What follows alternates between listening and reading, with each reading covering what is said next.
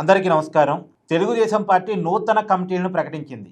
29 మందితోటి polit bureau, 31 మందితోటి జాతీయ committee, 10 మంది జాతీయ అధికార ప్రతినిధులు, 185 మందితోటి రాష్ట్ర కమిటీని ప్రకటించింది. రాష్ట్ర అధ్యక్షుడిగా పల్లా శ్రీనివాస్ గారు, జాతీయ అధ్యక్షుడిగా చంద్రబాబు నాయుడు గారు ఉంటారనేది ప్రకటన జారీ చేశారు. అయితే కీలకమైన అంశం ఏంటంటే వర్కింగ్ ప్రెసిడెంట్ అనేటువంటి పోస్టుని క్రియేట్ చేసి దాన్ని నారా లోకేష్ గారికి ఇచ్చారు. ఇప్పటివరకు జాతీయ ప్రధాన కార్యదర్శిగా టీడీపీకి నారా లోకేష్ గారు ఉన్నారు. ఇప్పుడు జాతీయ ప్రధాన కార్యదర్శులు 3 అయ్యారు కొత్త కమిటీల ప్రకారం. ఇప్పుడు లోకేష్ గారికి ప్రమోషన్ ఏంటంటే వర్కింగ్ ప్రెసిడెంట్. టీడీపీలో గతంలో వర్కింగ్ ప్రెసిడెంట్ అనేటువంటి పోస్ట్ ఉండేది కాదు. తెలుగుదేశం పార్టీ పుట్టినప్పటి నుంచి ఇప్పటి వరకు లేదు. ఇప్పుడు క్రియేట్ చేశారు.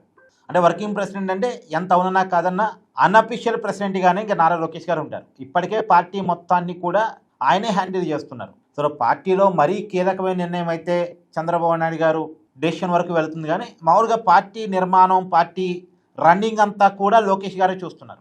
కాబట్టి ఇక రాబోయే కాలంలో కూడా పార్టీ రన్నింగ్ అంతా కూడా లోకేష్ గారే చూస్తారు. ఒక రకంగా చెప్పాలంటే లోకేష్ గారికి పార్టీకి సంబంధించి పట్టాభిషేకం చేసినట్టే లెక్క. గతంలో నారా లోకేష్ గారిని ముఖ్యమంత్రి చేయబోతున్నారని ఇలా రకరకాల ప్రచారాలు వైసీపీ చేసి జనసేన మధ్య, టీడీపీ మధ్య విభజన క్రియేట్ చేయాలని చూసినప్పుడు కూడా నేను చెప్పాను, లోకేష్ గారికి ఇప్పుడు సీఎం ఏమివ్వరు, అలాంటిది ఏమీ ఉండదు, కాకపోతే పార్టీలో ప్రమోషన్ ఇస్తారు అని నేను చెప్పాను. అనుకున్నట్టుగానే అందులోనూ టీడీపీ కార్యకర్తలు గత మహానాడు నుంచి చేస్తున్న డిమాండ్ ప్రకారం లోకేష్ గారికి జాతీయ వర్కింగ్ ప్రెసిడెంట్ ఇచ్చినట్టుగా మనం చూడాలి ఇక్కడ కీలకంగా. ఇక పార్టీ అంతా లోకేష్ గారి పేరుతోనే నడిచింది. ఇప్పుడు టీఆర్ఎస్లో కేటీఆర్ ఆ పార్టీకి వర్కింగ్ ప్రెసిడెంట్గా ఉన్నారు. నిజానికి ఆ పార్టీలో కూడా గతంలో వర్కింగ్ ప్రెసిడెంట్ పదవి ఉండేది కాదు, కానీ కేటీఆర్ కోసం దాన్ని క్రియేట్ చేశారు. ఇక్కడ కూడా అంతే టీడీపీలో లోకేష్ గారి కోసం క్రియేట్ చేశారు. అంటే మేబీ లోకేష్ గారికి ఏదో పట్టాభిషేకం టీడీపీ పార్టీకి సంబంధించి. అదే టీడీపీ అనేది బలమైన నిర్మాణం ఉన్న పార్టీ. ఇప్పుడు కూడా చూడండి, ఆ పార్టీ ఏదైనా కొన్ని సంచలనాలకి కేరాఫ్ అడ్రస్ అనటానికి ఇప్పుడు పార్టీ పొలిట్ బ్యూరోలోకి ఒక మండల అధ్యక్షురాలను తీసుకున్నారు. మామూలుగా పొలిట్ బ్యూరోలో అవకాశం దక్కాలంటే గతంలో ఎలా ఉండేదంటే ఒక స్థాయి రావాలి, అంటే ఒక 2-3 సార్లు ఎమ్మెల్యేగానో 2-3 సార్లు ఎంపీగానో చేసే ఒక పార్టీ రాష్ట్ర స్థాయి గుర్తింపు వచ్చిన తర్వాత కానీ ఎంతో సీనియర్ నాయకుడు అయితే తప్ప వాళ్ళకి పొలిట్ బ్యూరోలో స్థానం దక్కదు. కానీ ఒక మండల అధ్యక్షురాలకి, శ్రీదేవి ఆమె పేరు, గజపతి నగరం మండల అధ్యక్షురాలు, ఆమెకి పొలిట్ బ్యూరోలో స్థానం కల్పించారు. అలాగే ఒక క్లస్టర్ ఇన్ఛార్జ్, మంగళగిరిలో క్లస్టర్ ఇన్ఛార్జ్ ధనంజయ్, అతనికి పొలిట్ బ్యూరోలో అవకాశం కల్పించారు. అంటే ఒక సామాన్య కార్యకర్తకు అత్యున్నత పదవి అప్పచెప్పడం అనేటువంటిది చాలా కీలకం. టీడీపీ పార్టీలో పొలిట్ బ్యూరో చాలా, అంటే పొలిట్ బ్యూరో ఫైనల్. ఇంకా టీడీపీ పార్టీలో డెసిషన్స్ కూడా అధినేతగా ఉన్న వాళ్ళు వన్ సైడ్గా తీసుకోరు. ఆ పార్టీ పొలిట్ బ్యూరోలో చర్చించిన నిర్ణయాలు తీసుకుంటారు. ఆ పార్టీకి సంబంధించిన విధానపరమైన నిర్ణయాలన్నీ కూడా పొలిట్ బ్యూరోలో చర్చించి తీసుకుంటారు. ఆ విధానపరమైన నిర్ణయాలను చర్చించే ఆ పొలిట్ బ్యూరోలోకి ఒక మండల అధ్యక్షురాలకి అండ్ ఒక క్లస్టర్ ఇన్ఛార్జికి అవకాశం దక్కింది. అంటే ఒక సామాన్య కార్యకర్తలకు దక్కిన అవకాశం ఇది టీడీపీ పార్టీలోనే ఉండే గొప్పతనం. దేశవ్యాప్తంగా బీజేపీలో మళ్ళీ ఇది ఉంటుంది, కమ్యూనిస్టుల్లో ఉంటుంది, కానీ ప్రాంతీయ పార్టీలో టీడీపీలో మాత్రమే ఇంత బలమైన నిర్మాణం ఉంటుంది. ఒకప్పుడు సామాన్యులను అసమానం చేసిన పార్టీ టీడీపీ పార్టీ పెట్టినప్పుడు ఎవరు ఎమ్మెల్యేలుగా అయ్యారు, ఎవరు ఎంపీలుగా అయ్యారంటే పొలం దున్నే రైతు డైరెక్ట్ ఎమ్మెల్యే అయిపోయాడు. వాళ్ళకి టికెట్ ఇచ్చాడు ఎన్టీఆర్. చదువుకున్న యువకుడికి, అంటే యూనివర్సిటీలో ఒక విద్యార్థి నాయకుడిగా ఉన్న వ్యక్తికి డైరెక్ట్ టికెట్ ఇచ్చేశాడు.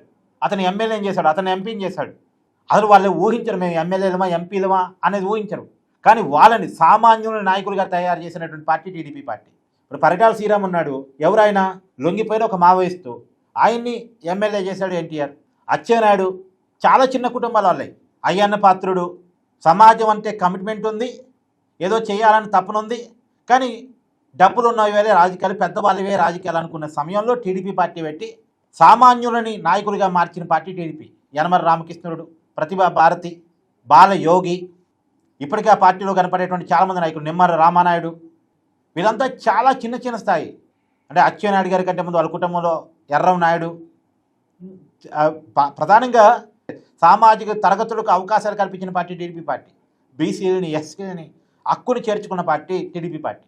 అన్ని రాజకీయ పార్టీలు దీన్ని ఒప్పుకుంటూ ఉంటాయి. మొన్న కేటీఆర్ తన ప్రెస్ మీట్లో టీఆర్ఎస్ పార్టీని కూడా టీడీపీ లాగా నిర్మాణం చేసుకుంటాం అనే మాట వాడాడు. అంటే మామూలుగా టీడీపీ అనేది వాళ్ళ ప్రత్యర్థి పార్టీ.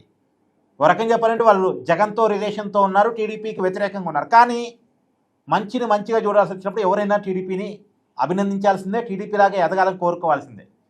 అది టీడీపీకి మాత్రమే గొప్పతనం. ఇవాళ కూడా ఈ పార్టీ కమిటీలో ఆ గొప్పతనాన్ని చూపించుకున్నారు వాళ్ళు. ఒక మండల అధ్యక్షురాలికి చంద్రబాబు నాయుడు గారితో కలిసి ఒక రాష్ట్రానికి సంబంధించిన ఒక విషయం మీద చర్చించి నిర్ణయం తీసుకునే అధికారం ఉంది ఆమెకి.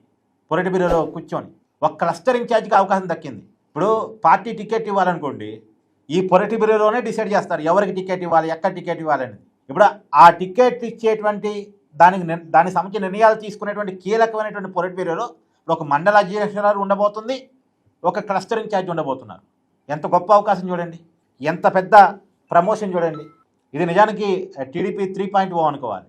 అంటే ఎప్పటికప్పుడు సమాజానికి తగ్గట్టుగా తనను తాను సంస్కరించుకుంటూ ముందుకు వెళ్ళటం అనేటువంటిది టీడీపీ పార్టీ యొక్క గొప్పతనం. అందువల్లే ఇన్ని దశాబ్దాలుగా ఆ పార్టీ మనుగడ సాగించగలుగుతుంది. అధికారం ఉన్నా లేకపోయినా ఆ పార్టీ ఉండగలుగుతుందంటే కారణం ఇదే. ఇవాళ కూడా పార్టీ కమిటీల్లో అది క్లియర్గా మనకు కనపడుతుంది. టీడీపీ కమిటీలు చూసినప్పుడు మీకేమనిపిస్తుందో కూడా కామెంట్ చేయండి. Thank you.